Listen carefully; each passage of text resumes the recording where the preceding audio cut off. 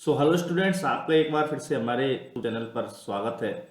तो स्टूडेंट्स, हम इस वीडियो में आपसे बात करेंगे जो बायोलॉजी है, मेम्ब्रेन बायोलॉजी है, उसमें हम पढ़ने वाले हैं बॉडी फ्लूइड कंपार्टमेंट्स।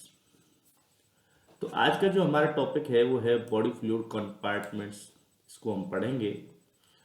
तो आप देखिए, सबसे पहले हम बात करते हैं कि हमारे बॉडी में सिस्टम्स कौन कौन से हैं। मेनली अगर फोकस करते हैं तो जब हम ऊपर से फोकस करते हैं तो हमको ध्यान आता है कौन सा, नर्वस सिस्टम। फिर उसके बाद में हमको नीचे चलते हैं रेस्पिरेटरी सिस्टम, फिर हार्ट की तरफ चलते हैं तो कार्डियक कार्डियक सिस्टम चलता है। ठीक है। तो फिर जब बात करते हैं अपने इंटेस्टाइन की तो वहाँ पर हमको डाइजेस्टिव सिस्टम की बात होती है। ठीक है। तो ये फिर जब हम मसल्स की बात करते हैं तो मस्कुलर सिस्टम। तो ये जो हमारे बॉडी के सिस्टम्स हैं ये बने हुए हैं। तो इन बने हुए सिस्टम्स से पहले जो क्या होता है कि पहले सेल होती है, फिर टिश्यू होता है, टिश्यू बाद में ऑर्गन होता है, फिर ऑर्गन्स जो है मिल करके वो सिस्टम बनाते हैं और फिर सिस्टम्स जो है वो बॉडी को फॉर्म करते हैं। आगे बात समझ में। तो हम इस वीडियो में आपसे बात करने वाले हैं बॉडी फ्लूइड कंपार्टमेंट्स की, जो कि फ्लूइड जो है वो सेल्स जो है उनके बीच में भरा रहता है, आप ये कह लें। या फिर आप ये कह सकते हैं कि they are the part of our body. ठीक है। क्योंकि इनका भी एक अलग से सिस्टम होता है। और जो फ्लूइड होता है उसको हम टिश्यू का नाम भी दे सकते हैं, उसको लिक्विड टिश्यू भी कहते हैं। ब्लड जो होता है उसको हम क्या कहते हैं कि जो ये लिक्विड या फिर लूज कनेक्टिव टिश्यू है। ठीक है। वो कनेक्टिव टिश्यू होता है, वो कनेक्ट करता है आपस में। तो चलिए हम बात करते हैं। देखिए, हमारे बॉडी के अगर फ्लूइड्स की बात करते हैं तो वो दो प्रकार के फ्लूइड पाए जाते हैं। एक तो इंटरसेलुलर फ्लूइड, यानी सेल के भीतर फ्लूइड पाया जाएगा। ठीक है। तो प्रेजेंट विद इन सेल्स इन दस इनक्लोज बाय द सेल, ये सेल मेम्ब्रेन के द्वारा इनक्लोज होगा। और दूसरा होता है extra cellular fluid. Extra cellular fluid जैसे प्लाज्मा होता है, इंटरस्टिशियल फ्लूइड होता है, जो कि आउटसाइड में प्रेजेंट होता है किसके लिए, सेल्स के लिए। ये क्या है, सेल का इन्वायरमेंट बनाता है। एक्स्ट्रा सेलुलर जो होता है वो सेल का क्या बनाएगा, इन्वायरमेंट बनाएगा। तो देखिए, अगर हम डायग्रामेटिकली देखते हैं तो डायग्रामेटिकली ये कंडीशन होती है कि अगर सेल के अंदर है तो वो क्या है, इंट्रा सेलुलर फ्लूइड, और सेल से बाहर है जैसे प्लाज्मा है, यहाँ पर ये फ्लूइड है, इंटरस्टिशियल फ्लूइड आई है। तो ये क्या है, ये फ्लूइड्स है एक्स्ट्रा सेलुलर फ्लूइड्स। अब हम इंट्रा सेलुलर फ्लूइड की बात कर लेते हैं जिसको हम आईसीएफ कहते हैं। तो आईसीएफ जो होता है वो कहाँ पर प्रेजेंट पाया जाएगा, आपका इनसाइड दी बॉडी पाया जाएगा, और किसकी, सेल की। ठीक है। और ये क्या होता है, इसको आप लाइन को ध्यान रखिए, प्रिंसिपल कंपोनेंट ऑफ साइटोप्लाज्म और cytosol which is enclosed by the cell membrane. Cytoplasm is the entire aqueous content of cells within the plasma membrane excluding the content of nucleus। अब ये क्या लिख रहा है, हम ये कह रहे हैं कि न्यूक्लियस को छोड़कर के जो सारा चीज पाया जाता है वो हम कहते हैं कि भाई ये आईसीएफ ही है। सेल में क्या क्या होता है, सेल में न्यूक्लियस होता है, ऑर्गेनेल्स होते हैं और फ्लूइड होता है। और जब हम बात करते हैं कंपाउंडली बात करते हैं, तो कंपाउंडली जब हम बात करते हैं तो ये कहते हैं कि सेल जो है वो दो चीजें से मिलकर के बनी होती है। वो क्या क्या चीजें होती है, वो चीजें होती है, एक तो न्यूक्लियस होता है, दूसरा होता है साइटोप्लाज्म। और साइटोप्लाज्म जो है वो कंटेन करता है किन किन चीजों को, वो कंटेन करता है सेल ऑर्गेनेल्स को और फ्लूइड को। तो ये लाइन थी, इसका मतलब ये था। On the other hand, cytosol is the intracellular fluid which does not include the content with in the membrane bound organelle like mitochondria and Golgi body. Cytosol जो होता है वो क्या है, जैसे माइटोकॉन्ड्रिया गोल्गी बॉडी जो होती है,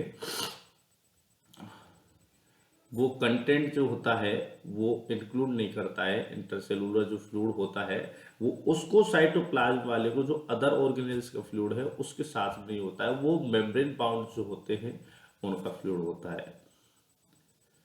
ठीक है, ये जैसे माइटोकॉन्ड्रिया में जो पाया जाएगा या फिर गोल्जी बॉडी में पाया जाएगा उसको हम साइटोसोल कहेंगे, उसमें भी फ्लूइड पाया जाएगा।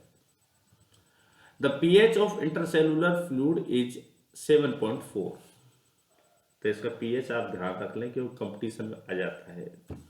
ICF makes approximately 60% of total water in the human body, which amount to roughly 25 liter to an average size healthy adult male।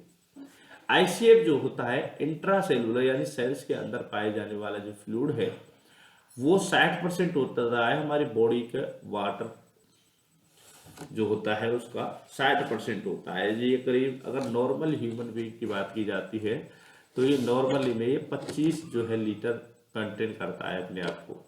The most of the biochemical functions takes place in water medium.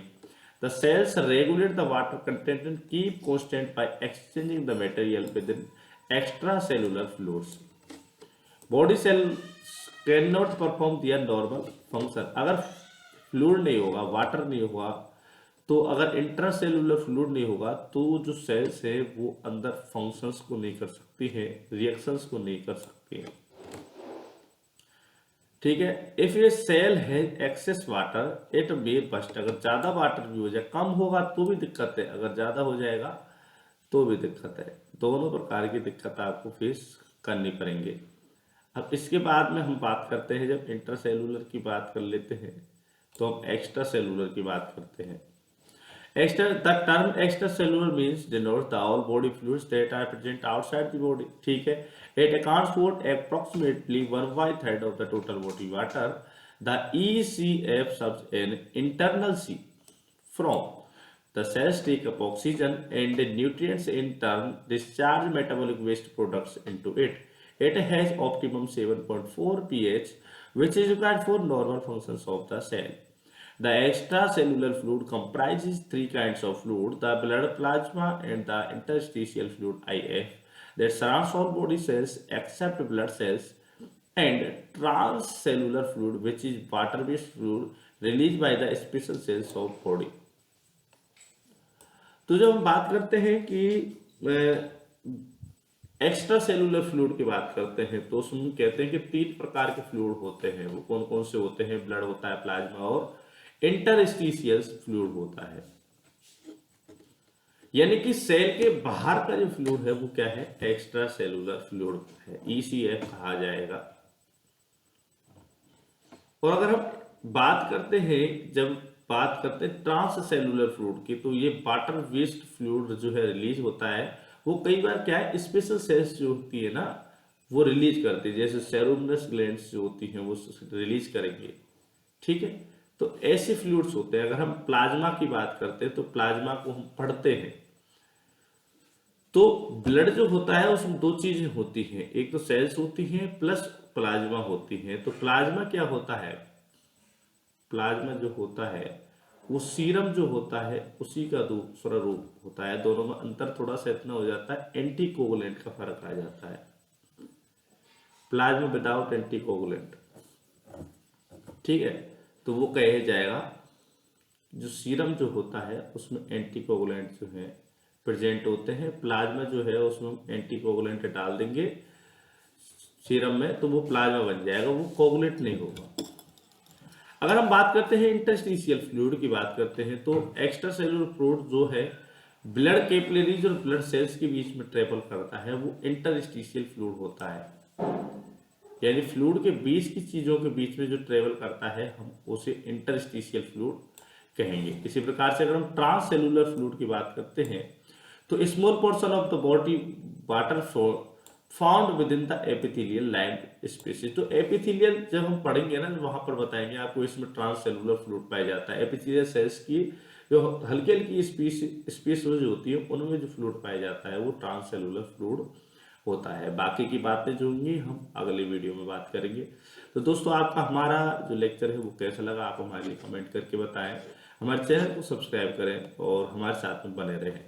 Notes के लिए आप हमारे number पर call कर सकते हैं, WhatsApp कर सकते हैं। धन्यवाद।